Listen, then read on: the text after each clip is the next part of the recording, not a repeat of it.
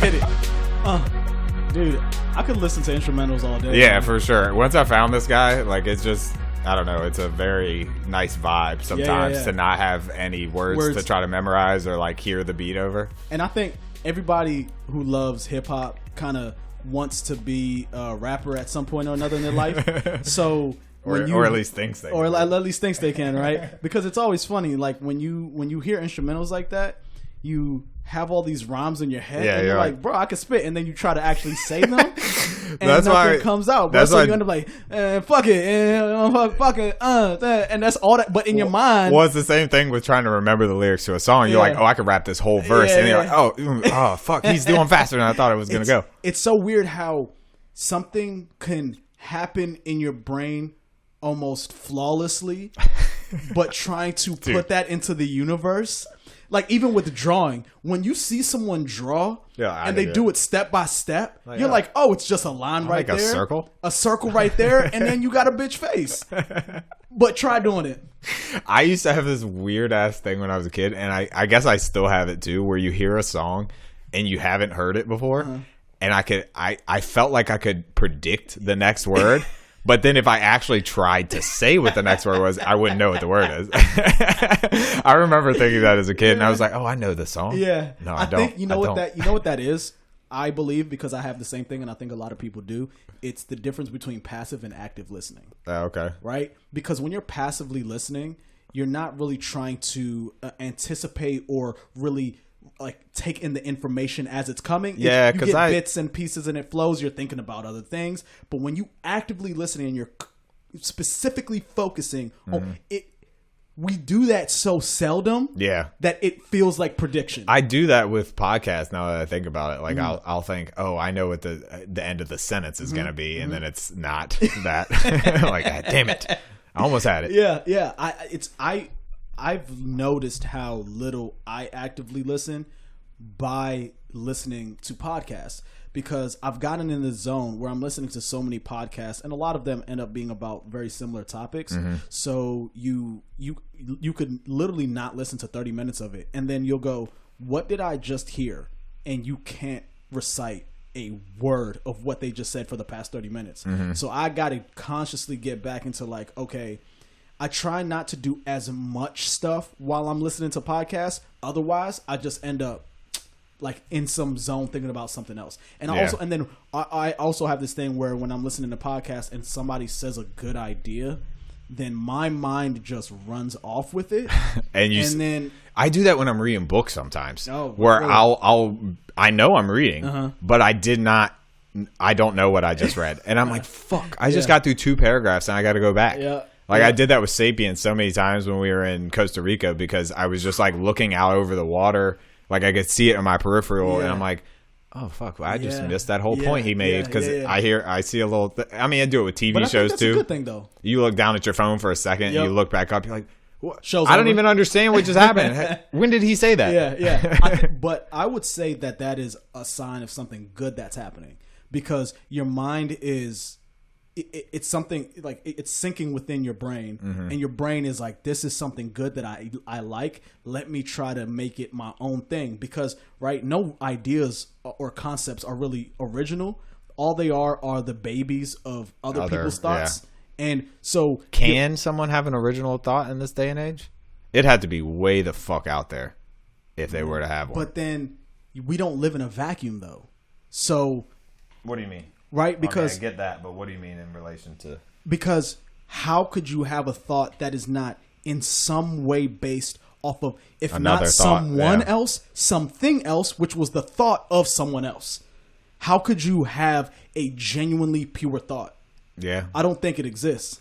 You'd have to think of something that doesn't exist, which is impossible. Yeah. It I mean, I could think of like an alien species or something, but that's probably based off of a movie I saw or a video game I played and how they portrayed an alien race or something in that medium. And you see how even with the aliens that directors and producers create, they're all very similar. They're all mostly, which is why I liked Arrival so much. Yeah, because very their different concept with an alien actually literally kind of scared me a little bit because it was so different than anything I'd ever remember seen. reading the book. Well, it was actually a short story that movie was based on. I remember reading it before the movie came out, and I was like, damn, these are some weird, like, I can't even visualize them in my mind because I had no reference. None. That's what I kind of liked about, is it Tomorrow War? Oh, Tomorrow War was actually pretty good, man. As long as you have a good looking alien, I'm good with it. And they were pretty original. They were kind of like dogs in a way, or I don't know. It was strange, but I like a different type of alien, not your standing straight up, big head, small body, like gray. I get green. I get why people do that because it's the OG alien, what you just described. Yeah. But I do enjoy when people take it out of the particular the usual framework and do something really different. And the one I can recollect is Arrival. Yeah, like it was so very different from any alien I'd seen. But again, we still give them very human-like attributes. We can't escape from that. See, I want to know either human or animal. Where did that first come from, and did that first person that put it in like a movie, did they have some type of knowledge? Did they know about some shit that the government hasn't told us yet? Maybe. I also saw an article the other day, though, that was saying, like, basically we still don't, the government put out, like, yeah, there's UFOs. We've seen them. No idea where they come from. UAPs. Or something. Yeah, there you go. UAPs. Unidentified. Aerial projections, something like that. Projection doesn't sound right, but aerial does. Yeah. Phenomenon. Oh, is okay. P. Yeah. Okay. But the article was hinting at they could be other countries, like, that have this technology and they're so secret, like it's so secretive we don't know about it. Like, I don't, I guess. But that would be a hell of a secret to keep for all this time. Yeah. Like how far back the first like sightings have gone. Or an even, I think, more realistic theory is that it's our government experimenting with technology. And just lying to us. And just lying. Yeah, that's actually much more plausible. What? All right. Let's say you did have some very futuristic type of technology.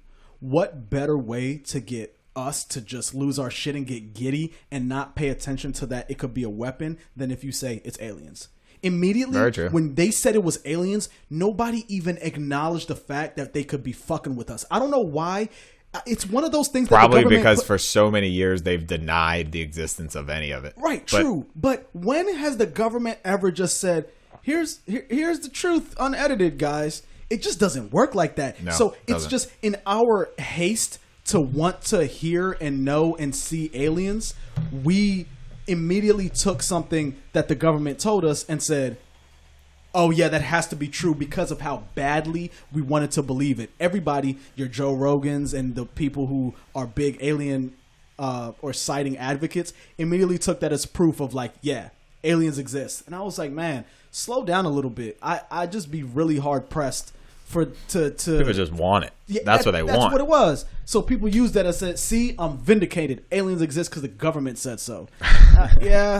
You gotta give me way better evidence than the government saying that aliens exist. That's not enough for me. No, definitely not. I got into this heated debate with one of my friends, and she was like, aliens exist, and I was like, whoa, why are you saying this as if you know this to be facts?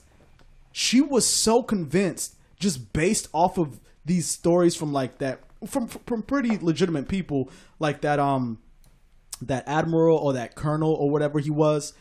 And I'm not saying that these people are liars, of course, but people experience things all the time that they would deem spiritual or alien-like experiences that to them are very real, but to an objective observer would not be. And those things happen. I need to watch that Fire in the Sky movie. You probably heard that guy on Rogan, yes, right? I did. Yep. Whew, his story was freaky. Pretty enticing story. And there's the kids in Africa, 60 of them that all witnessed the same thing. Yeah. Yeah, there's stories like that I don't know. I'm not saying I have the answer. There's a thing of, mass hysteria is a thing. It happens.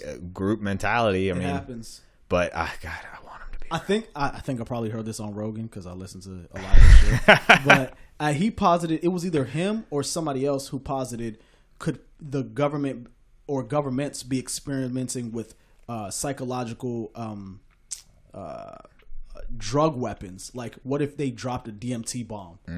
Like, what would a DMT? Like, I mean, they've experimented with drugs on people in the past. In South Africa during apartheid, they put quaaludes in the water. That is a big one. But what's the Tuskegee experiments? Correct. I mean, same shit. There was a time also where they dosed U.S. soldiers with LSD and didn't tell them. Yes. Didn't tell them. Yeah, so people just thought they were freaking the fuck out. What's that? The documentary on Netflix about the guy who recounts the story of his father being dosed with LSD and jumping out of a window. Oh, fuck. Yeah. Oh, man. Have you not seen this doc? Well, it is. I mean, if you know you're taking LSD, that's one thing. If you don't they know. Put it in a punch bowl. Yeah, if you don't know, you're going to freak. 100%. Because you're just like, oh my God, I'm going crazy right now. Like I'm legit actually turning into a crazy person. Yep. And he even had the other guy who talked about the FBI drugging people and trying to mind control them and have them carry out certain murders or plots and whatever. So to say that all of a sudden, I don't understand why we can acknowledge these things happened in the past and we have no problem being like, the government did some really fucked up shit back then. We think that changed. And then think that for some reason they're now these benevolent beings.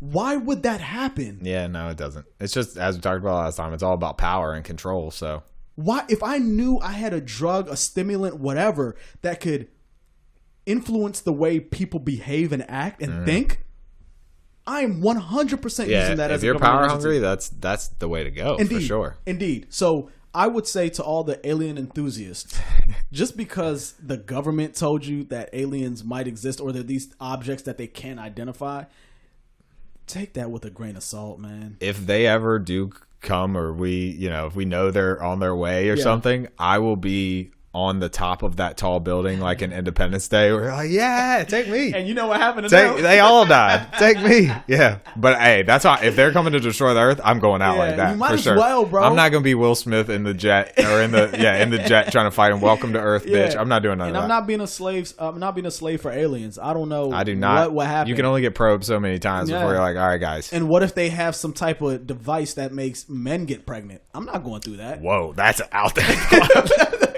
I didn't think that. I was trying to predict the end of your sentence, and that is not where I thought I was going. Like, I'm not dealing with that. Oof, that would be torture. You're like, legitimately. All we're gonna do is reverse it. So women are they're fucking the guys, and they're getting pregnant. Could you imagine, bro? It has to come out your dick hole. Could you imagine, bro? Could you imagine? So basically, your dick explodes when you have a baby.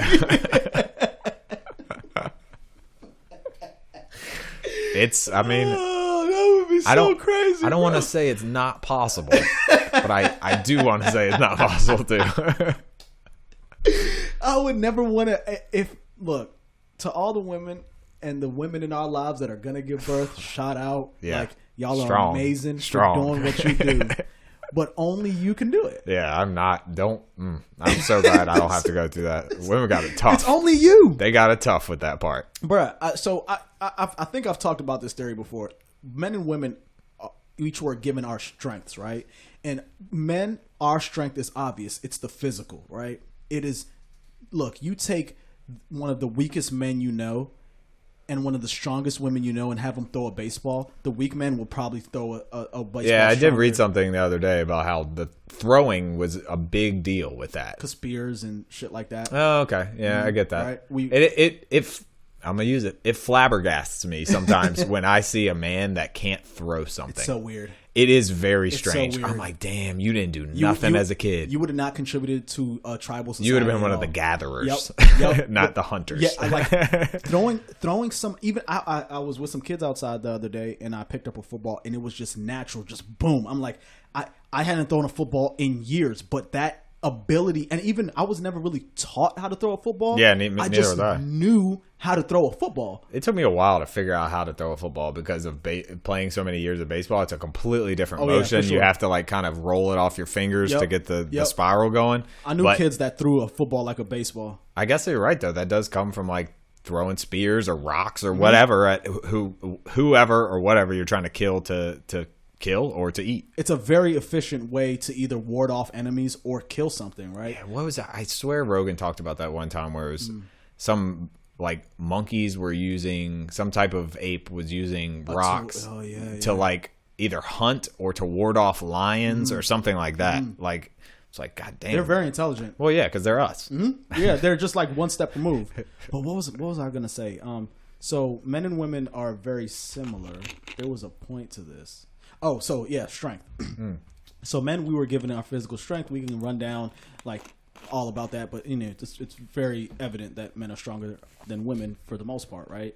But what women were given is psychological strength. Oh yeah, for sure. That is their verbal and psychological strength belongs to women. For sure. Without a doubt. And yeah, you can practice that as a man and get good at it, but you're not going to be as good as a woman is who's naturally good at that. It's the reason why she's evolved with that trait. A woman can destroy you. If Lydia could say one sentence to you, and it will destroy you for a year. Yeah. There's almost nothing you could say to her that would be the equivalent. Yeah, I agree. I 100% agree. She's mentally stronger than I am. And it's weird. My girl is the same way. There's just something there. Even when we go through tough situations, like as a guy, I'm like, yeah, I'm strong. I'm gonna be the rock to support. Yeah. And I am technically, I'm like more stoic, but in terms of like the toughness of like pushing through and getting over things more quickly, the women in my life have always been far superior than that. Oh yeah, than your lingering thoughts. That's definitely a man's thing, but I also think that's from pushing everything down deep until it explodes. Yes, and I don't know whether that's a good or a bad thing.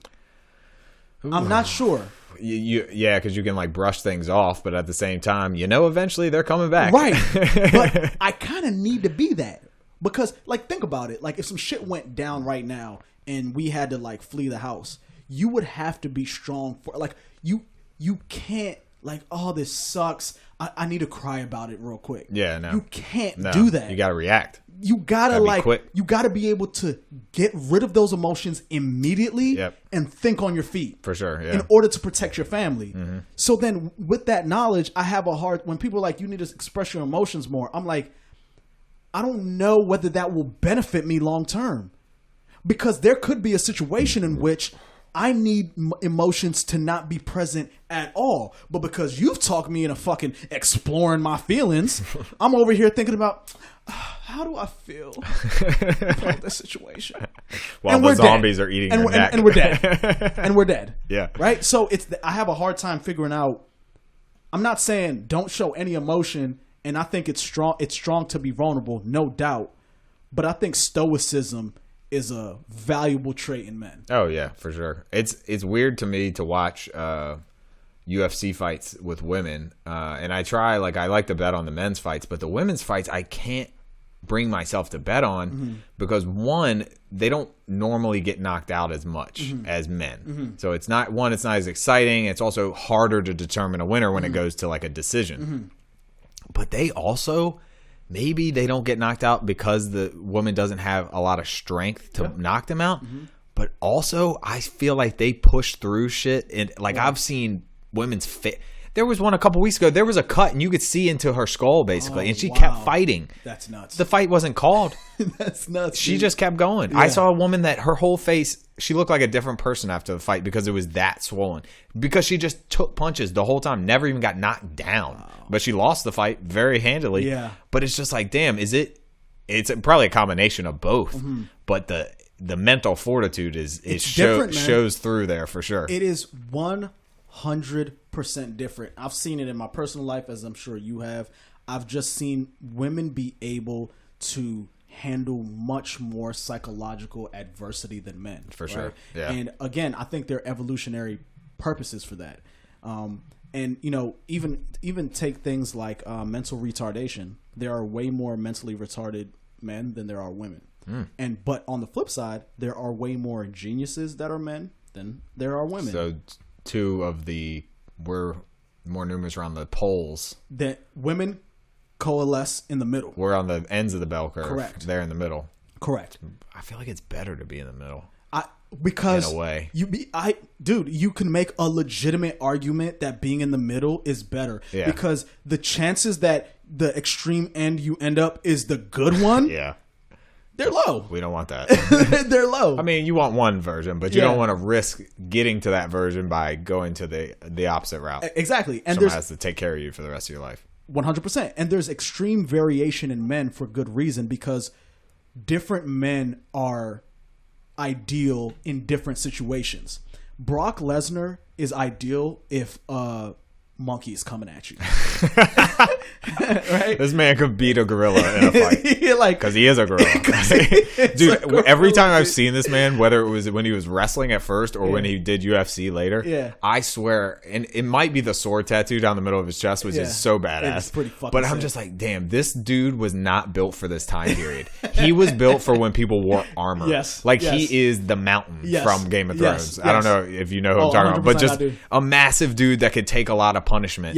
And like his whole goal in life is to be in fights all the time. Yeah, he is a warrior. That is his whole thing. He's not going to win the Nobel Peace Prize. No. He's not going to.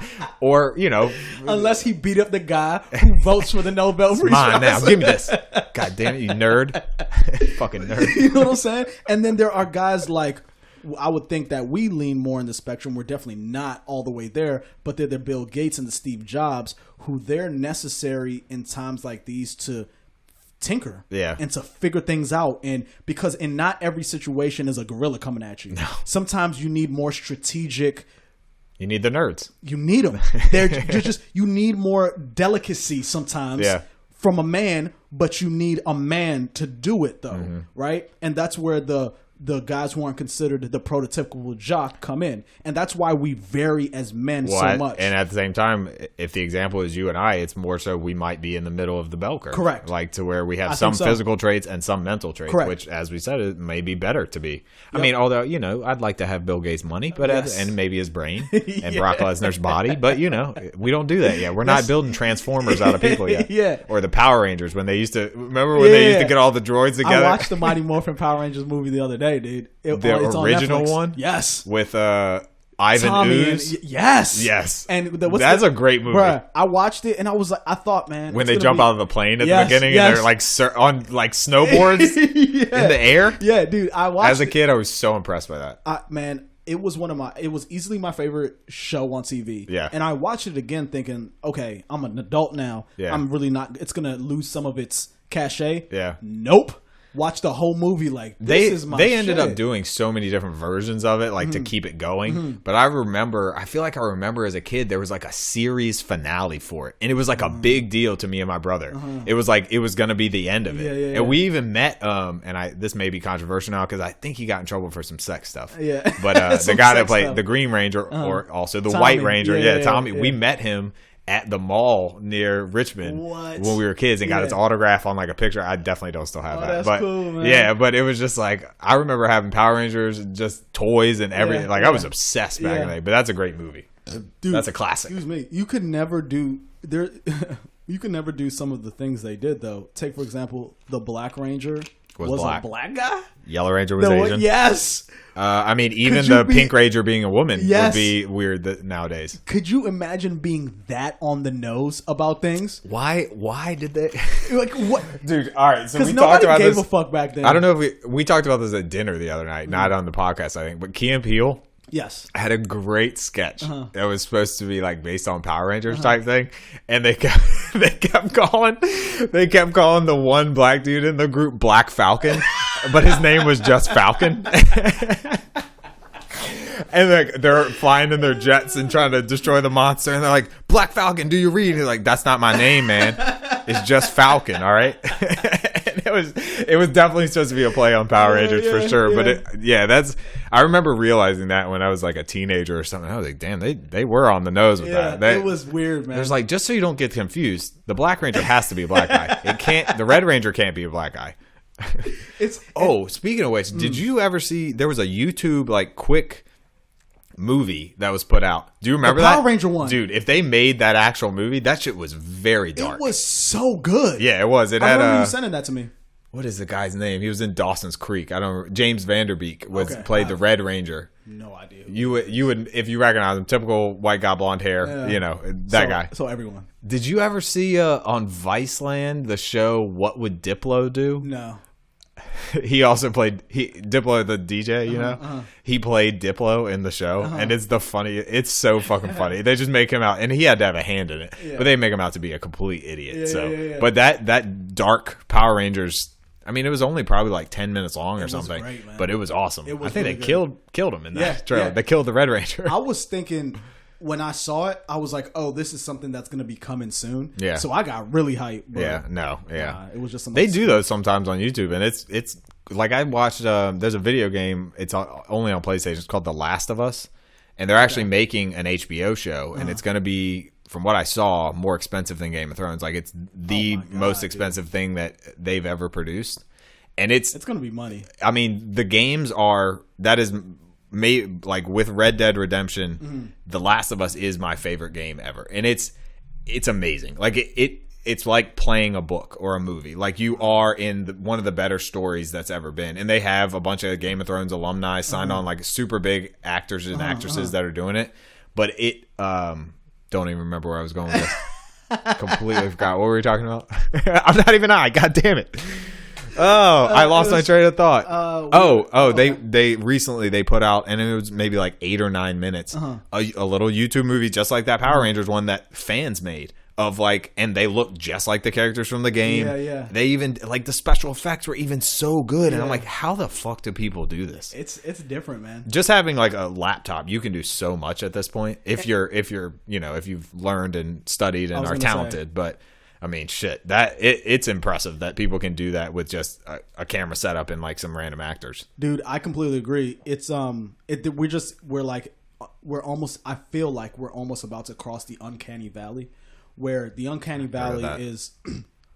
So when you make a sex robot, you can still tell it's a robot. That's the cross where we can't tell. I agree, because that's the uncanny valley. Dude, the deep fakes are going to get to a point where people are saying shit. It's already there. Yeah, I mean, you can make someone say shit and they didn't say it, but you're like, yeah, you did. I saw it on YouTube, and you're like, that wasn't me though. I was not even there. Yep. And it's that's scary. And again, it makes robots dancing. That's all.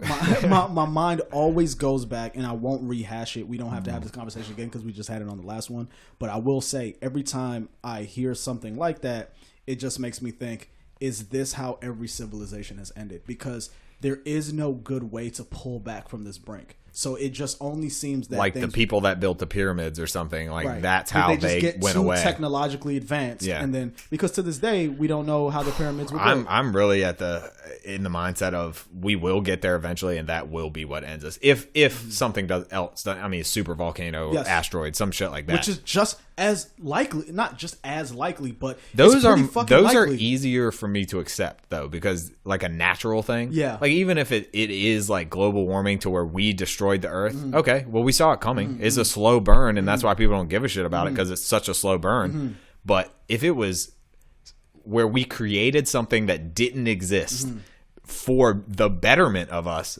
but ended up destroying us, no. Well, like, that is scary as fuck to me. And this is why that text I sent you that Eric Weinstein said, that we are gods but the wisdom.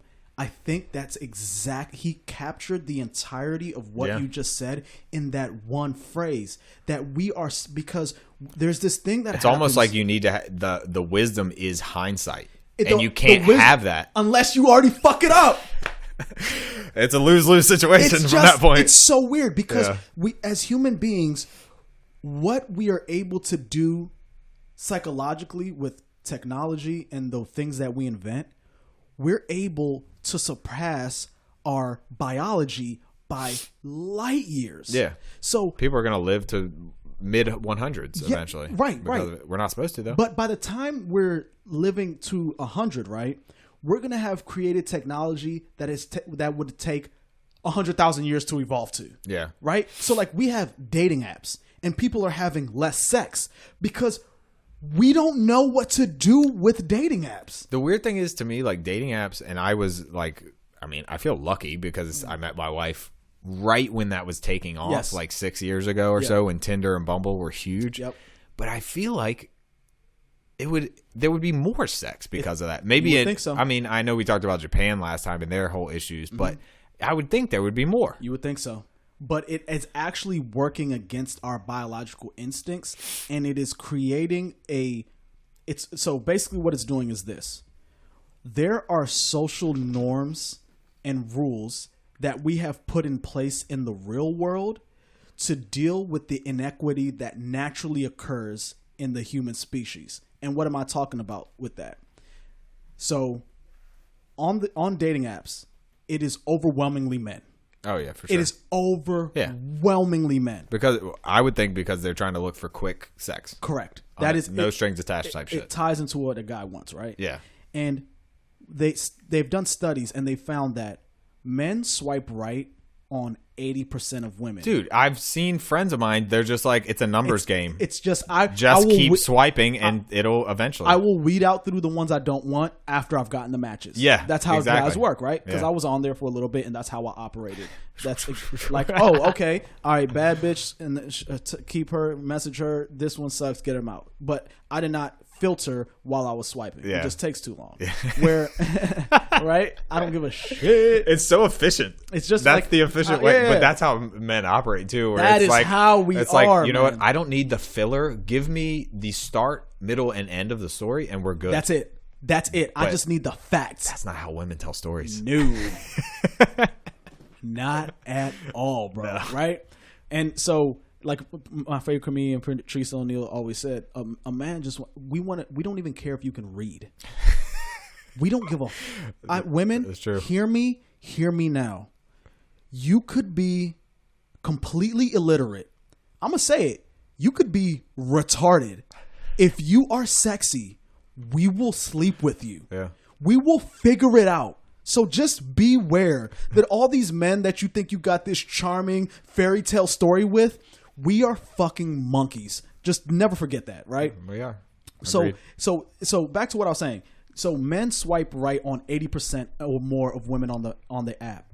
Women swipe right on something like 4% of men. God damn. Right? So that's not a good place for men to be then. It's not. And and even women as well, because they're competing. Those small group of women are competing for an even smaller group of men. Mm-hmm. And then even the men that match with women that they kind of think are okay, they still think I can get something better. Mm-hmm. So they have no incentive to stop at that one and just say I'm good with this. Yeah. So we don't know. And in real life, we have this thing called reality, where as a guy, I can go, all right, I talked to the 10 at the bar.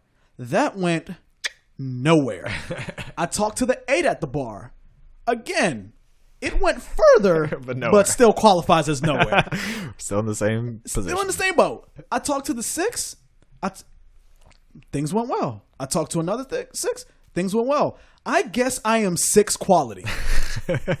You have to grapple with that. But I also don't think that would ever deter you from then going again after the 10. As a young man, of course you do. Yeah. But then reality, as I said, reality slaps you really quickly. But then as certain things also happen, you get more money, and that also changes your. Well, wasn't that why? Level. I'm pretty sure the woman, and she's a billionaire now, from what I saw, that started Bumble. Oh yeah, she's filthy rich. Was a former Tinder employee. Yes, correct. And she made, because Bumble, which I was on for a little bit, was specifically like the women have to initiate the contact or something like that to weed out the assholes and to weed out the guys that are just swiping right on everybody. Correct. Or left. I forget which way it is. But also, I remember specifically when I was picking a college that I wanted to go somewhere that was over 50% female. Yep. The ratio. Because of the chances. It's like you have a better chance of, I mean, in the basic terms, finding a mate, whether that's short term or long term. Yep. And I remember there were certain colleges and I was just like, that's too many dudes. That's too much competition. Like, I just don't want to do that. Yeah, I'm not trying to have a hard time.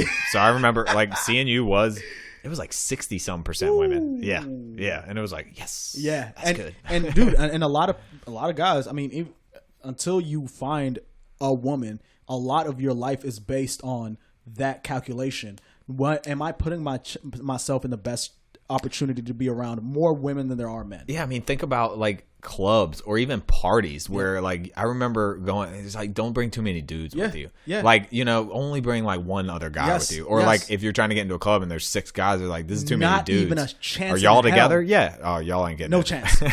No chance, bro. Yeah. Right? So it's all about that ratio. Right. So we haven't adapted to these technological advances because in theory, a dating app should make having sex easier. Yeah. But it has proven to not. And then there's the whole talk of they say there's racism in the dating apps, but I just think like in the algorithm, both in the algorithm and the preferences. People are question. Mad that, is there a thing where you can select which race you prefer for certain apps? You would think that would be a good thing, right?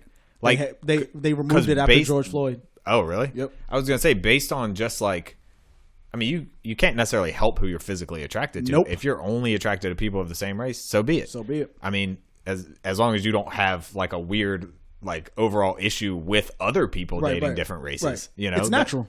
But I would think that they would have that because it's like, even like, I'm someone that can find the beauty in any woman and have in my life, but it's you would think that would be an option. Yeah.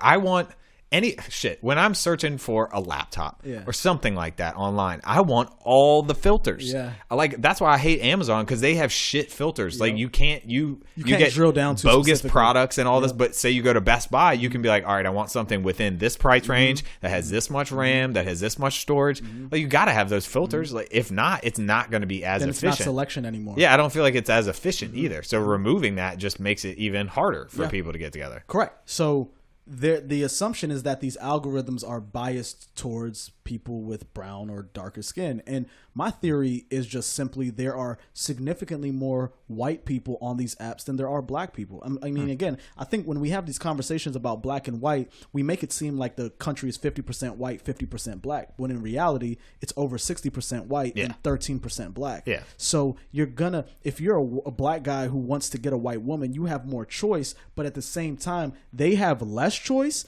and they're more likely to be attracted to members of their own race. And wouldn't it be really controversial if there was you got to be black to be on this dating app, or you got to be white to be on this? Exactly. But also, how come they can have J-Date, which is only Jewish people? Yeah, I'm not, but they have blackpeoplemeet.com, which is only black people. But I'm not. But do they only allow?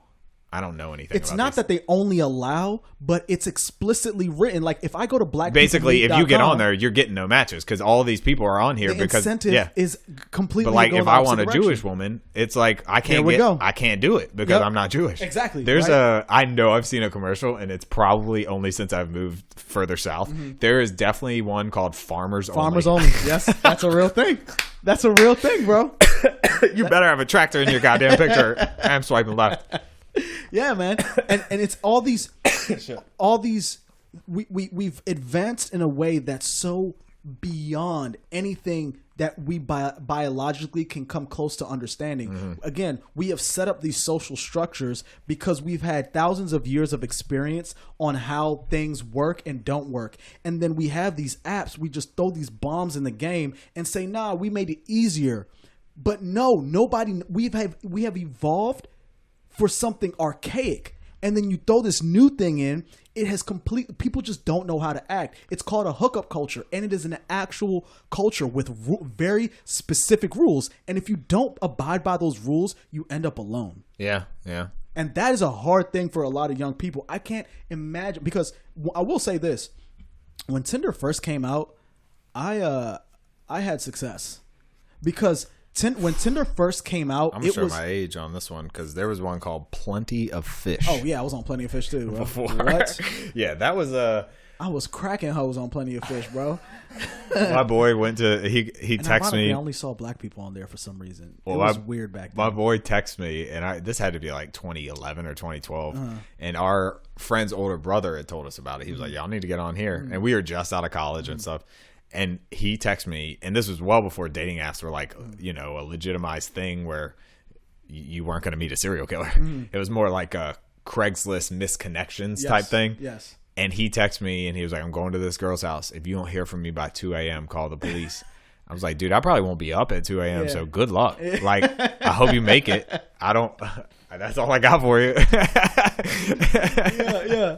And I will. So that's what I will say. In the beginning of these apps, I found it, and my friends found it, to be very easy to operate the way it was intended to. Tinder, when it first came out, was explicitly known as this is where you go to fuck, and that is for sure. It. Oh, right?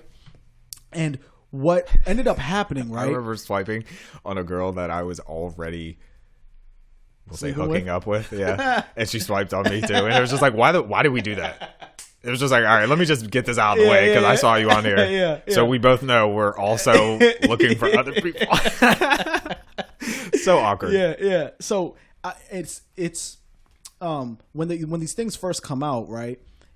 They're usually pretty successful, but here's where I think it goes askew. So these apps, typically the way they're designed, are going to favor men, right? And then women get on these apps. Some get on it because they just want to hook up too, and it's a freer culture, and women are empowered to do that. Yeah, do you, boo boo, right? And then there's also the women who get on it thinking like this. I think I'm gonna find my soulmate. I think this is more of the women get on there thinking I'm gonna find a good guy here, and before they understand what the thing is, there's all these women and all these men. And there's the hookup women and the women willing to sleep with guys trying to find their soulmate. It's a very big cross connection thing where it's very confusing. So it's like, boom, you fuck a lot of women. But then eventually women get hip to what the game is. Yeah. And then now Tinder has turned into... Bumble was created, and Tinder has, for the most part, turned into a relationship app. Women, oh my God, man. People are legitimately trying to find relationships on Tinder. But when I got on there in like 5 years ago, it was not intended for that whatsoever, at least how I and it's weird now because I know, but it was still 4 or 5 years ago, maybe more like 2 or 3 or 4. But like my sister met her husband on a dating app. Like one of my best friends, he's in a relationship for the last like 2 or 3 years, met on Bumble, I think. And it's like, it does, you're right, it has kind of shifted, but it's almost like we've become more used to online interactions as well, to where it's probably not as efficient as it used to be at getting people together, because now we're, especially with the pandemic, we're just used to the online stuff. And if you meet in real life, it's going to be a fucking huge shock to you that this person is not always climbing mountains, or doesn't have the sweet car that he took a picture with one time and posted on there. Yep. It's become, again, it turned into it began as a way to bring people together and turned into a game, because when that thing is new and fresh, anything on the phone where you're doing one-handed, it feels like a game. And then it becomes, at first it's like this thing that's meant for freedom and freedom of expression of sexuality and so on and so forth. And then all these people come together and go, this is amazing. But eventually people, both men and women, are going to start jockeying for power. That's every social media. It's everything. Yeah. Once something good gets created, people typically will enjoy it. Like, oh, this is amazing. But then people will start finding ways to exploit each other. And here's what happens. It's a prisoner's dilemma. Once you know that there's a good chance that other person is going to exploit you, you then are incentivized to exploit. Yeah, do it first so it isn't done to you. Exactly. Yeah. Or at the very least, guard your cards and your vagina very tightly until you are absolutely positively sure that this person is going to be your husband or something. Please tell me you saw the Dave episode for season 2 with the dating app. Have you seen that one yet? Not yet. I'm still on episode 2 because I need my girl to watch it. Oh yeah, gotcha. And she's I will just say it's hilariously awkward, but it also probably just encapsulates everything we're talking about here, because it's Dave trying to find a girl. Yes. And he matches with a very famous woman. Oh man. That you would know and listen to music of. Okay. And is attractive. Yes. And it just as I said, I'm not on the app, so I have to think this is how a lot of interactions go. But once you watch it, let me know. Oh, for sure. And and first of all, Dave and Kevin Hart are just genius producers. That show is fucking gold. So I'm sure they found a way to perfectly encapsulate it. But it is true that this is what is going, for what Dave expressed, and again, I haven't seen it, but I'm sure I have an idea of what he expresses. That is what young people, even the attractive, charismatic, that's even what they are dealing with as well. Yeah. So imagine if you're a slightly awkward, weird person, which most of us are. Yeah. There's nuances to everyone, so exactly. You're not going to get that through online. Exactly, and I tell girls, you're not even going to get that through one interaction. An in-person interaction. No. It's going to take a while. You do get better understanding of someone. Yeah. Like I tell women all the time, body language is a fucking huge thing. You're noticing things that you don't know you're noticing, right? Yeah. I tell women all the time that it is so important to meet a guy in person off the first time because you won't dismiss things that you will after you've been talking to him online for 2 weeks. Yeah. So if you meet a guy in person at a bar, out on a stroll, in a walk in a park, and he gives you weird vibes, you're immediately going to shut that conversation down. Yeah. But if that same guy you met on Tinder and he looked he's good at texting. good at texting you, if you get those same weird vibes in person, because you've invested 2 weeks of your time, you are more likely to overlook those things. Yeah. And right? it's got to be much harder for women on there too, just because of the inherent danger that men have always posed to women. Correct. And I mean, you've heard such a risk. Like the Craigslist thing. I mean, people have gotten murdered, raped, whatever off of Craigslist just because they went to meet someone they thought was a legit person that wouldn't murder or rape them. Yeah. So and almost all of those instances, it's a man murdering and raping a woman. But it's like, where do you meet people? And I mean, has it always been this way? Because you're only going to meet people through friends, out doing things, or at your job. Like, that's the only 3 real legit things you can do. And probably the best of people one, meet their spouse at a job. And probably the best one is meeting through a mutual friend, because they somewhat know both of you and can be like, okay, this is a good match. Yeah. But nowadays it's like, well, I mean, I guess bars, that's what you're going to do. But a lot of work is online. You're not going to, it just seems like it doesn't happen as often now. But I feel like the pandemic and everybody being at home is still in the back of my mind and kind of affecting my opinion on this. No, I think you're absolutely right that people, our generation, not only are we fucking less, we're drinking less as well. So if people going to bars has declined. Yeah. So a lot of that one's out. So libraries were a good place to meet people too, right? Because you're reading, it's a calm environment. Can't you get most everything online nowadays? And why would you go to a library anymore? People aren't going to libraries. Last time I went. Exactly. and then coffee shops. That's where I met my girl. I don't see people talking in coffee shops anymore. And you know, get in, get out. Yeah, and because a lot of people have their AirPods on. And speaking of that, that's the ultimate. Don't talk to me. Just never talk to me. Even if there's nothing playing. Never speak to me. Just don't speak to me. Right? And I noticed moving down here is that I was the asshole with my AirPods. Oh, everybody speaks to everyone down here. Everyone. When I was in the dog park with my AirPods on, it took me 3 times to realize, like, why is everybody like giving me this vibe? It's because I'm the dick. They want to talk to me. Yeah, they want to at least say hi. Yes, but because I have my AirPods in, I'm giving that fuck off. So I literally stopped wearing my AirPods to the dog park. Dude, even when I'm outside cutting the grass and people drive by, they want to wave at me. It's like, I'm not taking my hand off the mower for every time. You know, it will stop if I take my hand off. Yeah. Or I'll have my headphones in and people still try to talk to me. Yep. And I'm just like, the reason they're here is so you won't talk to me. That's that Nova in you. That's just the introvert in me, where I'm just like, this is my time. Even if they're not on, they're in there. Yeah, they're in there. Yeah, no, I completely understand. What'd you say? And I revved the Wii video more. I couldn't hear you. I got the AirPods, and I don't. Yeah. Yeah, dude, no, I completely get it, and I'm actually trying to get out of that stance. It's hard. Believe me, living down here because it's hard. People genuinely do want to like talk to you and see how you're doing. It's a nice change. I truly value it, but so we have like in Northern Virginia, you walk into a coffee shop, everyone has their headphones in. Yeah, I don't think I ever talked to a rando in Nova when I was in like a Starbucks or something, even for like a meeting, you know. And I don't have AirPods in, or they don't. I'm just why talk to them. Every single patron. Yeah. The only people without AirPods in are the people engaged in a conversation or like that they already know each other and came together, or the people working there. Is that because people in the South, like the stereotype is they are more, they're more, I guess, nice?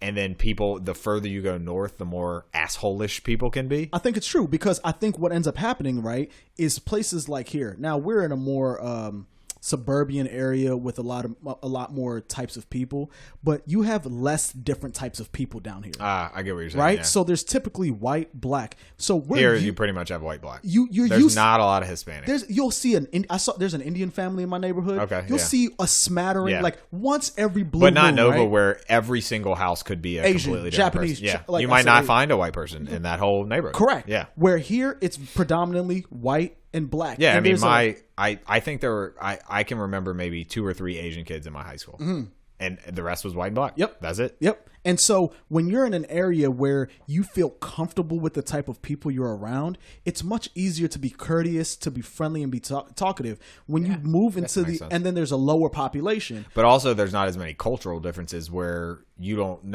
I mean, even in Nova, there's some people that don't speak English. Correct. Just because, that's where they immigrated to. But the cultural differences probably have a huge thing to play in. I don't know.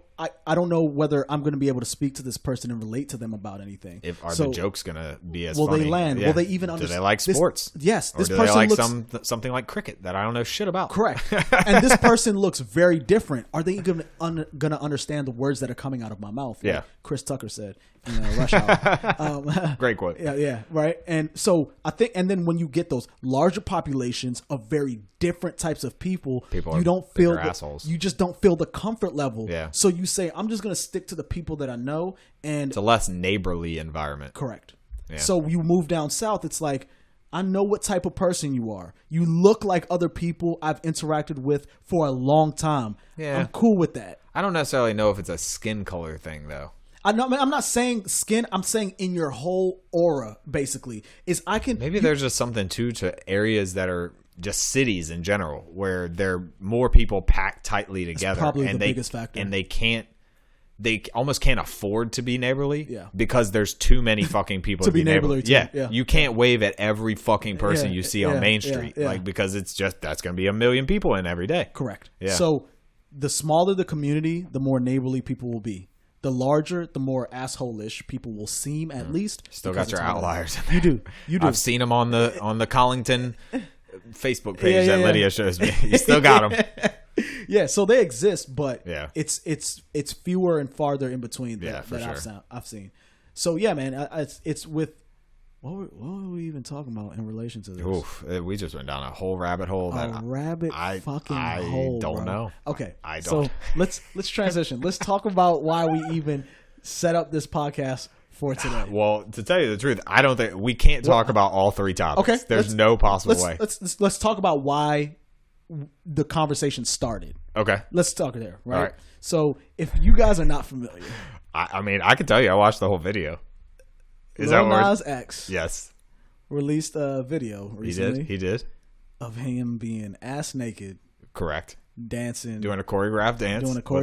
With other naked guys. Naked men in a prison shower. Yes. The whole video was set in a prison. Yeah. And I will just say that Jack Harlow's on that song, and he didn't look as comfortable. I would imagine so.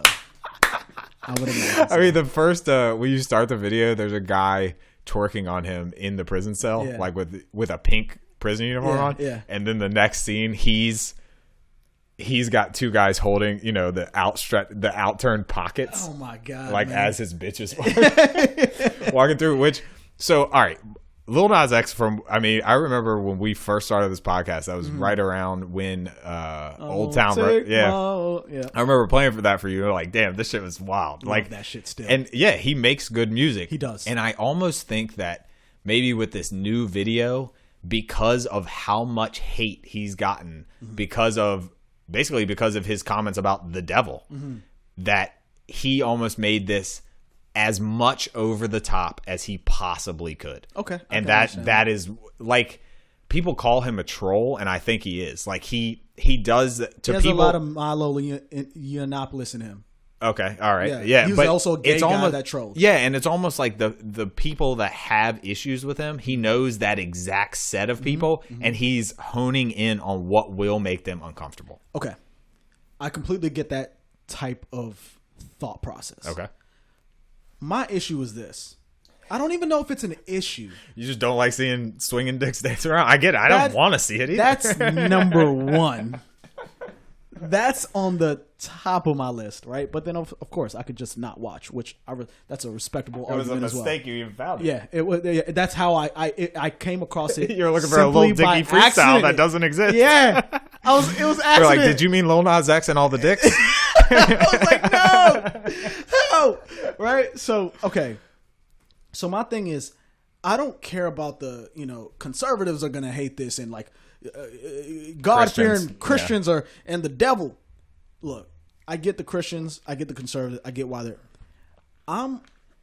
I don't like things that are over the top for the sake of being over the top. I get what you're saying, and that is what that is. For sure. Because to me, that doesn't qualify as art. But that's also, at this point, trolling is almost an art form. There's whole famous people that, I mean, Lil Nas X being one of them, but even just like people that have gotten famous off Twitter or whatever. Milo was the first. Yeah, just commenting on people's shit or putting out stuff that's controversial not because they want to put out something controversial or because they even believe that. Right. Like, what if Lil Nas X wasn't gay, like if it came out that he's not gay, it wouldn't even surprise me because I would love him of the level of troll it is. If he had legitimately conned everybody.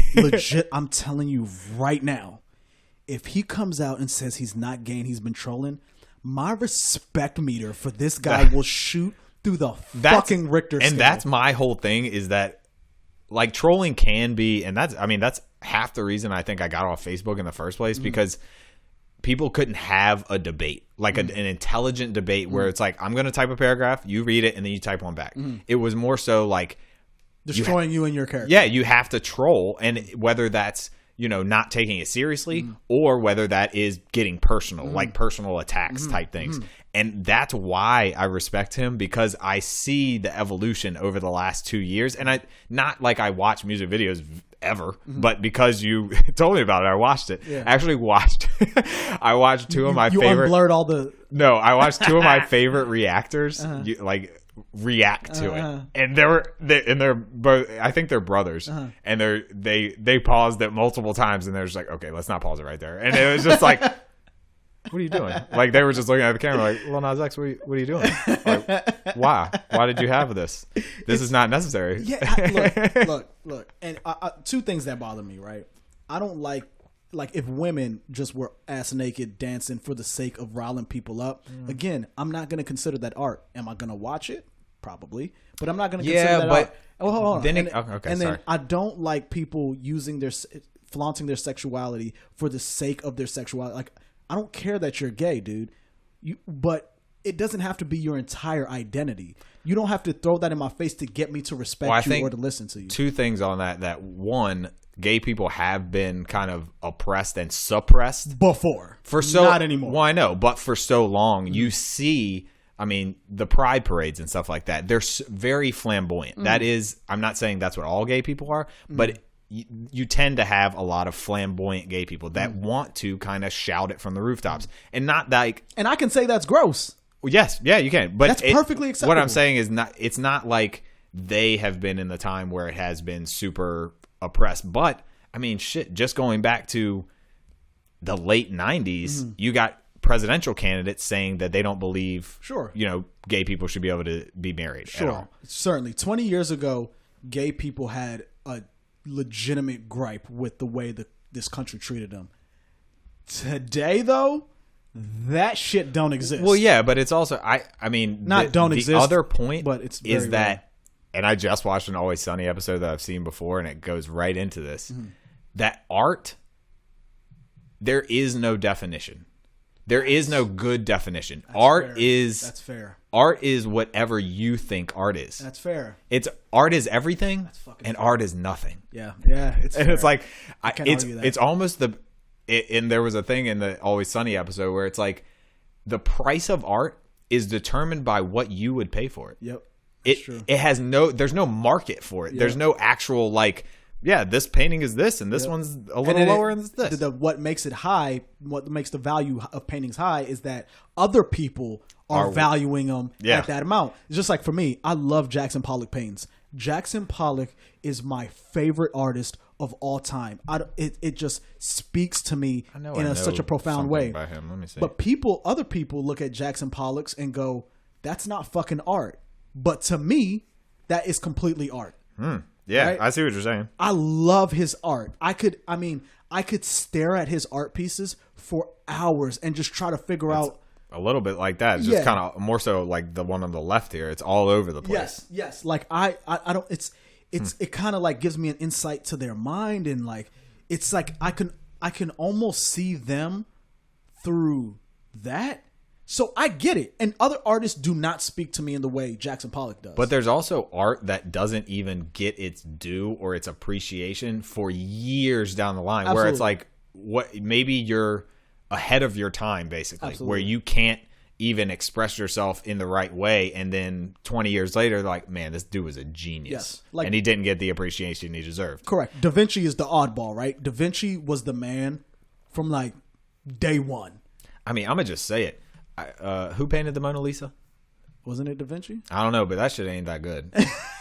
It just looked like a random kind of like a 5 type woman, not really that pretty, really not that great. Yeah, again, and there's the thing. It's everything exactly. Or it's nothing. But it's you see that too with not music videos, what we're talking about, but just music in general. Because some people like hardcore rock metal music where they're just screaming. You can't even tell what they're fucking saying. You can't even tell where one chord of the guitar stops and the drum comes in because it's just noise to me, at least. It is kind of noise. Yeah, exactly. But it is art to someone. Yes. And it's like, fuck, how do I get someone to think everything I do is art? Yeah. It's almost like you have to not troll, but you have to like be just genuinely who you are out there. Yeah, you have to be genuine in who you are and put yourself out there. Gotta let your freak flag fly. And a lot of people don't do that. Like your weirdness, a lot of the your weirdness is what makes you unique. The weirdest stuff about you sometimes is the stuff you keep the deepest down. Man, I'm not gonna lie. I don't agree or disagree on this topic at all, but it's. I will say that statement right there that you just said made me think, and it's profound. Because it is those weird quirks about you that in time, as a kid, you're going to hate them. But in time are the things that are going to draw makes people you stand to you. out. Yeah, absolutely. Right. But then I also have the frame of mind where I'm like, these representations, whatever form they may exist in, mean something. And do we have some type of responsibility to younger people, to us?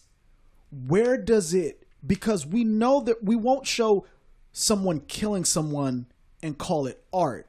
And I get that's an extreme. I'm using that as again, the very rare cases. Well, I'm just thinking movies and television shows. Oh, fuck, you're right. But okay, let's. I feel like art, man, right. As children, that's a good point, and probably well before us because we're not that old. That society has been very sheltered from what some people would consider art. Like there was a fine line where it's like, okay, this isn't art. We can't put this on TV or in the radio or on YouTube, whatever. But now anything goes. Like maybe even you've noticed, like even a regular TV show, basically the only 2 words, there's 3 words, the N word, cunt, and fuck. Those are the 3 words that you're not normally going to hear on like say a NBC or something. Right. But you will hear ass or even asshole, shit. Bitch, shit. And it's like those words when I was a kid were off limits. And now it's like, what? I mean, and I'm fine with it because that's how people actually talk. But it makes me think that everything has been very sheltered for a long time, and almost people are overcompensating for that shelteredness to where now with the internet, I mean, and Twitter and YouTube. Well, and YouTube, you know, they censor stuff. You can't put anything out on there. Obviously, there's that's not why the dicks are blurred on the sure. On the show. I was a little surprised though when I was watching. I was like, damn. I mean, they have your little like there's explicit content. Yeah, I mean, it was pretty aggressive. All right, look. It was. I watched it and I was just like, God damn, this is a lot. I told you I was gonna watch it. I was just like, wow. Yeah. Okay. Wow. Okay. So again, fundamentally, I believe in the freedom of expression, and that is his reality. It's his truth, and that is a form of a lot of people's sexuality. So I'm an advocate. But you don't have to like it. I'm an advocate of it in that sense. Yeah. But 2 things. I could straight up say that is gross, and that is something I never want to see, nor do I want my kids to see. Agreed. And that's okay. Yeah. But then on the other hand, I'm like, does that just fall to me as an individual to make that decision, or we have to do it as a society? As a society, do we have to put restriction? Like I still think it comes down to I always still think it comes down to the parents. Like you have to, and yes, I understand, you know, not everyone has both or even any parents at all. So it's like the way you learn is going to be from what you see. And that it always bothers me when like athletes when they say something or do something, and they're like, all the kids are watching. It's spreading a bad message. It's like, well, if you're the parent of a kid that's getting this bad message, you need to tell them that sometimes people act this way and they shouldn't act that way. But also it's just, there's this pedestal that we put celebrities on. Absolutely. Whether it's music. I mean, you see it with athletes all the time. I mean, shit, with the Simone Biles thing. It's just like, why do we give them this godlike thing? I understand that they're rare, but at the same time, we almost give them mythical powers that they don't have, but we expect them to still have. Okay. I think, yes, you're completely right. I would say the other side of that, though, is that the reason we care so much about particularly sports figures is because play is very important to humans and civilization, because it kind of gives us, it takes existential questions and puts them in this very specific context with a ball, with a racket, and we're able to play out larger things about life in 90 minutes. Yeah. Or in a half of football. Well, I mean, you can get, a team, you're never going to be on a pro sports team. No. But you can feel like you are 100%. part of that team by being a fan. And the 100%. Word fan comes from fanatic, which is almost a negative word. It's just like you're too invested. But people like being invested in something bigger than themselves that's they can't control. Yes. It's almost like a romantic idea for them. And that's why your kids have to play, right? I would encourage anyone who has kids, they have to play, because it is a way for them to learn things about life that if they were to learn them the actual way, they could end up dead, in jail, at a loss, whatever, who knows? Yeah. But if they're able to play those things out during sport, they can learn those same momentous lessons, but where the stakes aren't as great. Yeah. So that's why sports is so important and why we take it so seriously, I think, right? But I do not get, the putting human beings, which there's no, even though we know they're built different than us, there's none of us out there who genuinely think this is like a god. Yeah. Well, maybe, I guess some but people do. Yeah, you're right. But we treat them like that. Yeah. And it's very strange. weird when we know fundamentally they're human beings. And it really clicked for me during the LeBron decision. Yeah. And it was just so many people hated on him for having that. One, the man was in his early 20s still, because he came in the league at 18. Everyone wanted to see this fucking event where he, in front of a bunch of kids, said, which he gave all the money to charity. Taking my talents to Miami. But people had such a big problem with the fact that he made a spectacle out of his career. And it's like, wait a second. Don't we do that every day with his career? Yeah. It's a hard one, because I can see both sides. Because, yes, if it's already a spectacle, and he made it even more of a spectacle, but on his own terms. Yeah, that's almost better. Who gives a shit? Yeah. Like, he did it for him. So, and I'm sure ESPN gave him a lot of money to do it. Oh, man. And all went to the Boys and Girls Club. Like, he did the best thing he could do. Yeah. But then on the same token, I do understand the kind of making it about you aspect of it. Okay. Right? Yeah. So it's like, 'cause it's a team game. It's like LeBron, like, come on, bro. This is basketball. These fans adore you and love you. You're from Akron and you play for Cleveland, a city that already doesn't have much. That's where the feeling came from, right? Like, you pretty much, we can't count on the fucking Browns. LeBron, you're it, bro. Maybe this year. maybe. But it's like, LeBron, you mean more to us than you really think you do. Yeah. So I get both sides of it, and I don't know. And then again, am I supposed to fall on a side? Maybe the answer is no. Yeah. I mean, you don't necessarily have to choose a side by any means. It's, for some reason, it always happens with athletes. It's not like, it doesn't happen with movie stars. It doesn't happen with music artists. It's mostly athletes. And it's because it means more. I mean, sports are a religion in this country. And I mean, around the world too. Like, I mean, soccer is the biggest sport ever. And people go insane about it. I mean, I'm sure you saw the when England lost to Italy. Yeah. I forget what the tournament was, but it was a young black kid that missed the final shot. Man, and they let him have it. Yeah. Bro. And it's just like, it's not it's not life or death. Like, you lost the game. And it's almost like that is a very good lesson for kids where it's like, see how these people acted? Don't get that invested. Yeah. But it is fun to get that invested. And there is also a reason to get that invested. Let me explain what I'm saying. There's a guy who won a Nobel Peace Prize for his research into how important play is for animals and primates. That, take for example, it's extremely important to people's development playing, right? So he found He found things such as and it's not always the most powerful primate always wins, or the most powerful animal, period.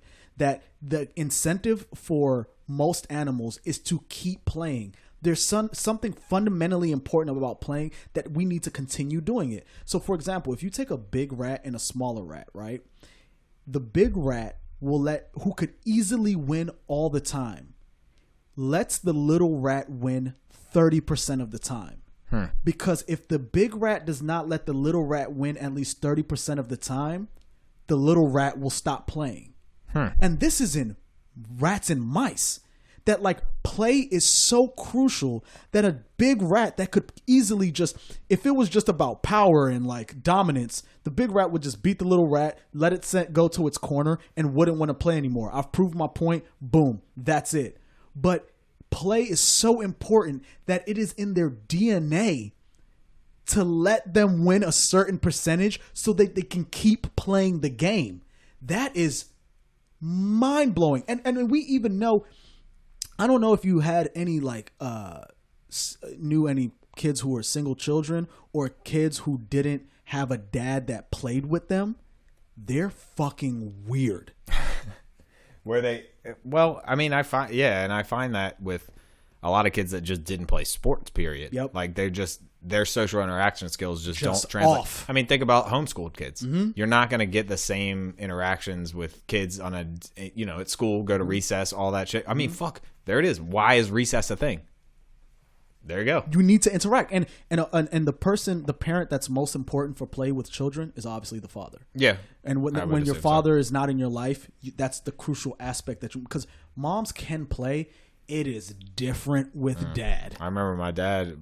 We played one time. I broke my collarbone, so it's not all positive. But again, that's actually not that bad because you need to know the consequences of play. There you go. Because they're also, I learned, it's not all good consequences, right? Oh, yeah. So you're able to, again, play helps you learn things about life, but in a confined space of relative safety. It can't be too safe, because then you don't really learn. You got to be right on that edge of safety to where you're stretching yourself and you're not really sure if things are going to end up okay, and then they do, and then you can really test yourself and learn. So I think that's where it stems from, that play is so important to us developing and becoming well-adjusted human beings, that we then project that, because we know that your play is going to have such a big impact on my kids, because play is so crucial to them learning when they grow up. Yeah, it is. Right? Yeah. So when like LeBron, as much as it sucks, and I don't really necessarily agree with it, that you are the role model, but you are.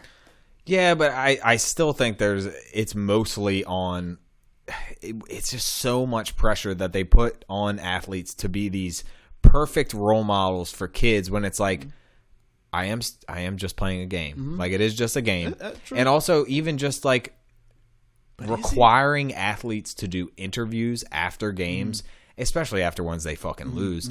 It's like, yeah, I get how that can be beneficial to both the athlete, the media, the people watching, but at the same time, it's not necessary. It's not 100% necessary for someone to learn a lesson for you to talk through your loss or your win afterwards. But in life, for you and I, that's extremely important. Agreed. And again, that's why we put so much of that on them. It's like, yes, it's unfair, but with great power comes great responsibility. It's just always going to be the case. Yeah, but I put that as, you have a responsibility to play your sport well. Well, yeah, true. But with that, if you're going to get the fame, if you're going to get $1 gazillion to play the sport, you got to do everything. Well, that rolls right into something. And I don't know how long, till you need to roll out? I got time. Okay. We got time. The Simone Biles thing, where not only is she pulled out of the Olympics because of mental health, actually because of a physical problem as well. It's something called the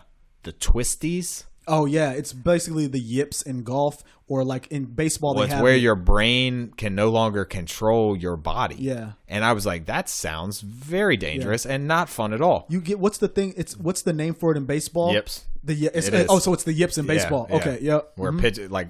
I remember there was a Yankees second baseman, Chuck Knobloch, where and second is right beside first. He could not throw the ball to first. He'd throw it in the stands every fucking time. And it goes from there throwing perfect on the line, on the line. Oh, he was an all-star. One time, and it's gone. Yeah. It's weird, man. It is very strange. And so many people, and it's the same thing. And it's even more so with the Olympics, because you put them on a pedestal of like, you are the entire country right now. And it's like, I get what you're saying. You can still have pride in your country, but also be happy for this woman that is, by the way, the most accomplished gymnast, I think, in U.S. history. They changed the rules because of her. She's 24. She has 27 gold medals. What? How did she do that? Was she competing at 16? I'm assuming she was. She was very young. Yeah. So, but, I mean, there were all these different people. Even there was a senator from Texas, I think, that said she was a national embarrassment. Yes, I saw that. Like, who are you to say that about someone that you can't hold a fucking candle to? Like, that is the best at what she does, and she has decided that being the best at what she does is not best for her. Yeah. Which, someone that struggled with mental health myself, I completely understand that. And then when you throw the physical aspect in there too, it's like, I don't know how they do all these ninja fucking moves anyway, where they're doing backflips and front flips, and then, I mean, they look like your prototypical ninja from a cartoon or something. Like, you're doing the most wild balancing acts, and we were watching it last night, and I was like, I don't even get this. It's insane. How are you doing this? And it just, I don't know, it really bothered the shit out of me, and maybe it's because I have had mental health issues and still have them, but it was just very strange to see people berate her because of it. I was just like, I guess that is the pedestal thing again. And it's only, every 4 years we get to put these people on pedestals. So, let's fucking get in there and yell at her because we only get, the next 6 weeks to do it, or however long the Olympics are. Yeah. And, after 24 as a gymnast, you're pretty much thrown away. You're done for. Dude. That's it.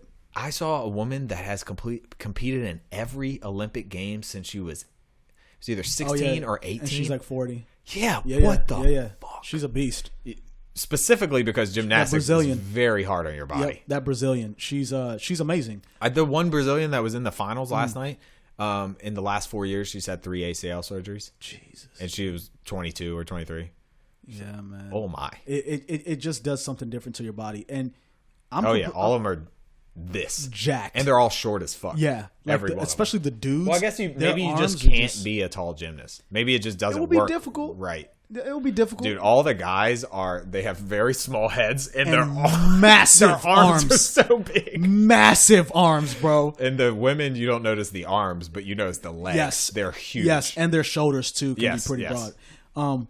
So yeah, no, I'm completely with Simone on this one, right? Because it's one thing if Simone was like that one swimmer who lied about being kidnapped and remember he was on Michael Phelps' team. I do remember. He painted his hair platinum blonde. I forget his name. It's like Ryan something. That dude was so insane. He was such a jackass. Yeah, right? He was. I remember him. If someone like him does what Simone does, you go, piece of shit. Yeah, fuck your track record doesn't allow us to give you sympathy. No, yeah, you're right. But when Simone, I remember that guy, who has been the epitome of literally the golden standard of what it means to be an American, what it means to be an athlete, to represent a competitor, your country, to represent your country, go through, and then she came out about the Larry Nassar thing, and they focused on the sexual I always abuse. forget about that. The fact that she still was able to do what she did while dealing with it. Now, this is my personal opinion.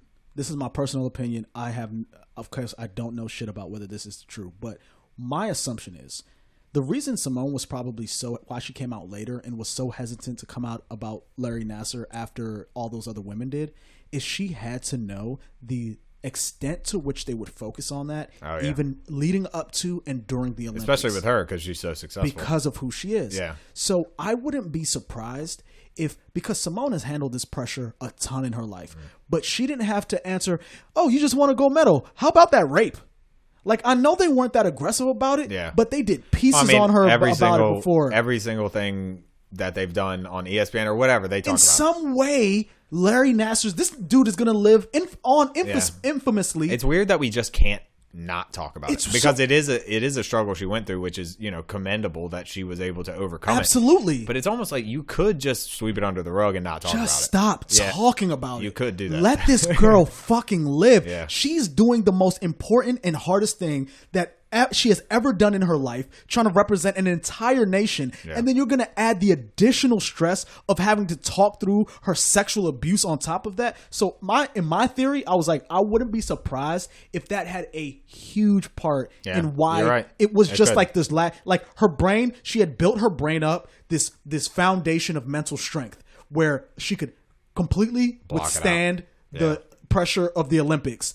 And then if literally a grain more was added on, it would be too much. Well, it's crazy too because then they added that grain. She was technically dealing with it the whole time, but it was internal. But yes, at least maybe not just with her, but with maybe a therapist, her mother, and the team. Maybe they talked about it within the team. But when it becomes national attention, you see a news story every day about that, and you have to relive it, and plus she had to go to the trial and all that shit. Dude, it's insane. And I see her last night. She's sitting there cheering on Suni Lee, who won the gold medal, just like, being the best teammate you could ever be. Of course. And people are still talking shit. And I'm just because who she is. What? Yeah, it's crazy. So I will say, if it had been a different type of athlete, I could understand the outrage. But this girl has never, ever, ever done anything for us to ever question her motives. She is beyond reproach. Maybe the reason, and I'm not saying she gets paid a lot because these Olympic athletes, none of them get paid a lot. Only Simone, Michael Phelps, well, you got to have Katie endorsements Ledecky, because it's not your sport paying you. There's no. Yes. Maybe there's a pro gymnastics thing, but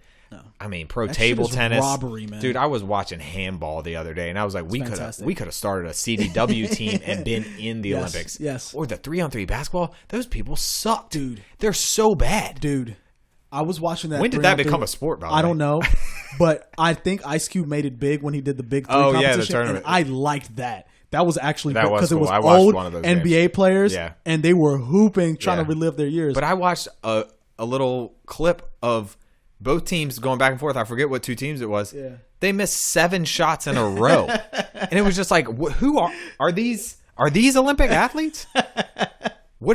How do you determine that? Yeah, no. I did see because something. No NBA players are going to be in that. I saw something today on Twitter where what if it was where in the Olympics you got drafted into a sport. Like it's not, you have no experience and you have to go. Oh man, you see people just out there on the uneven bars, see LeBron swimming.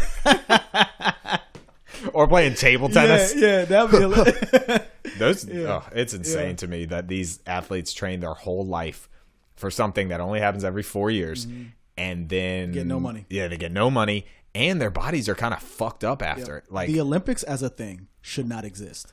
It is the complete exploitation of primarily young kids, and that's horseshit. That's what it started as. It's horseshit, bro. I believe it started in either Rome or Greece, but it was. It was a lot more violent back then. Yeah, but it has never been a thing for the athletes. No. It has been for the people watching. Hey, you peasant folk, entertain me now. Exactly. Hey, do some flips. Little black girl, do the thing. That's what it comes off as because you cannot explain to me how these athletes prep and push their body for 4 straight years. For this one day or couple of days. Yeah, it's not and they don't get a fucking dime unless they do some astonishing shit. Yeah. Simone or Michael Phelps. So here's the math. Usain Bolt. Here's the math.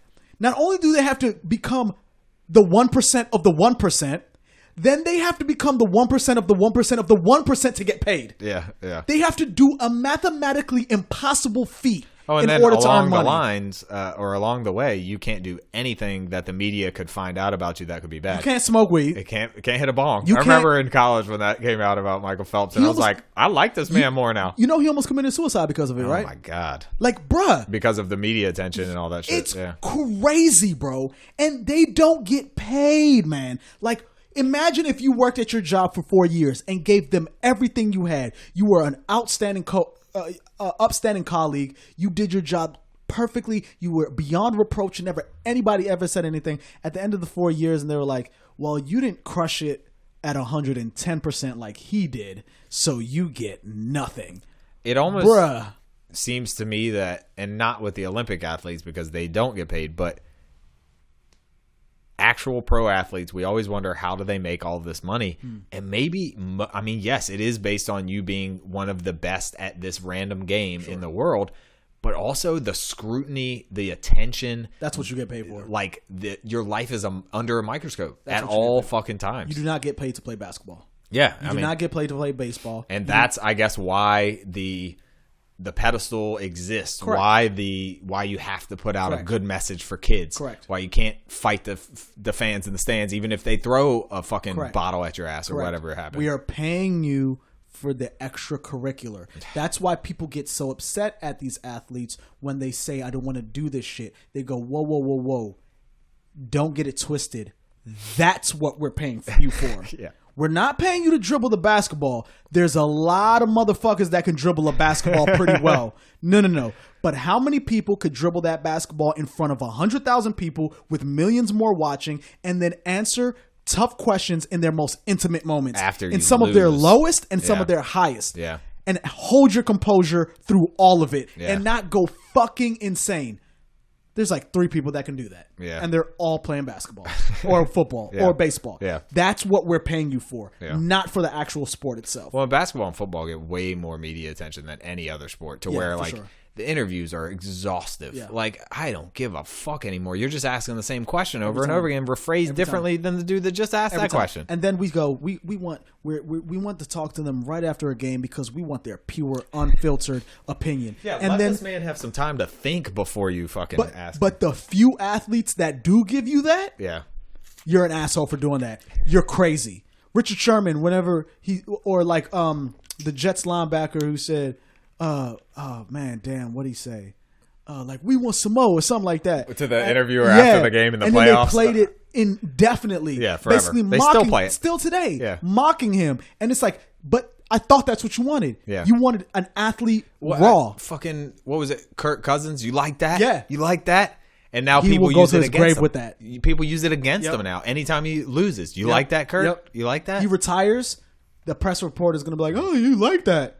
It's going to be with him indefinitely. You know who I used to love their post-game interviews? Because basketball, for some reason, they used to do it in the locker room all the time. I feel like they don't do that as much now. Not as much, but they still do from time to time. Kobe would just stare at motherfuckers. Oh, yeah. Kobe was a savage.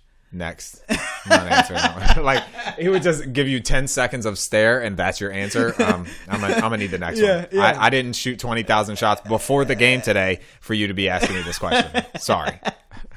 Kobe was one of the greats when it came to not answering questions he didn't want to answer. Russell Westbrook is pretty good at. Yes, he's like, remember a reporter asked him a question. He's like, "Nigga, what?" I was like, "Oh shit, that was so real. It was such a real moment." Well, and that's what you like, because there's so many scripted answers. It's like, we came out, we got it done, we left everything on the field. We can go home happy or something. Bill Burr goes, same shit the other guy said.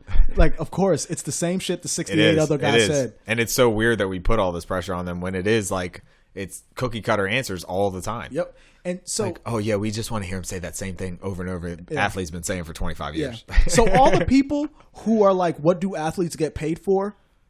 And are you like, oh, you're just playing a game? Take that away. Basically, take this away. Take that part of it away from this. And pressure. Yes, it's the everything else that comes with it. That is what they're getting paid for. Yeah. It is not about the game itself. Now, yes, there's a certain because I mean, fuck, you could have a bad interview and that's sponsors are gone like that. That's it. I mean, your contract is a lot of the time locked in, but sometimes, I mean, Fuck, T.O. said the wrong thing one too many times, and he's gone. An owner said the wrong thing. Donald Sterling. Oh, yeah. Lost his team. Yep. Right? So I don't even know how that happened. I mean, I understand that he did say something bad, but he never dropped the N-bomb and just said, don't post pictures of you with black guys on Instagram. Like, that's all he said. I'm more so wondering how they take something from someone that owns it. That just boggles my mind. It was weird. I think it was. If I made all the payments on my basketball team, I don't think you can come take it. I'm not behind. I think it was more pressure of like, this team won't play. Oh yeah. Oh, they were not having that shit at all. They handicapped them. So yeah, I do support Simone Biles, and I hope she's okay, obviously, and I hope maybe she's able to compete again, hopefully one day. Probably not. Unfortunately, she's going to be 28. You're too old at 28. Yeah, you're too old. But that's other sports. You're hitting your prime right there. Exactly. But I am an advocate of that. There are two things we should completely do away with: FIFA and the Olympics, because both of those entities go into cities and countries, exploit the people, destroy their infrastructure, bro. And then they build these stadiums. I've seen countless story after story. Athens, Greece, Brazil. Well, they become the Colosseum in Rome, where they're just like, oh, ancient. Was that built in like 1800? Yep. Like, nah, that was like 5 years ago. And nobody uses it anymore. The animals took it. We put the animals there. It's so nutty to me. And these are places where you could have built homes. Yeah. You could have given that money to the populace. And I despise even. I watched them. Also, how do they not have stadiums already that can hold games? They want it to be brand new and nice. Correct. Ugh. Correct. And hold maybe 10,000 more people. Ugh. It's a disgusting. Well, and this year, I don't know if Japan built a stadium because no one's at the Olympics. There's no fans there this year. I mean, there's only like coaches, media people. Oh, they still did. They built a stadium? Oh, they still did. I'm telling you, man. It's a fucking crime, dude. Did you happen to see the opening ceremony at all? Mm-mm.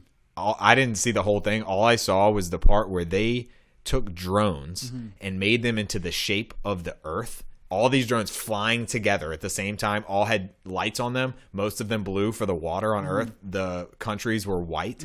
And it was literally rotating in the air. You have to look up this video. It's insane. I have no idea how they did it. That's crazy. But it's just a globe rotating up in the air above the stadium. Yeah, and it's just drones. But, if you're far away, it looks like the Earth. Damn, that's cool. And it was just, yeah. But yeah, I mean, these things are. I could do away with the Olympics, especially the Winter Olympics. I don't give a fuck. These things are. Let's go with scam. X Games. Yeah, X Games. Something.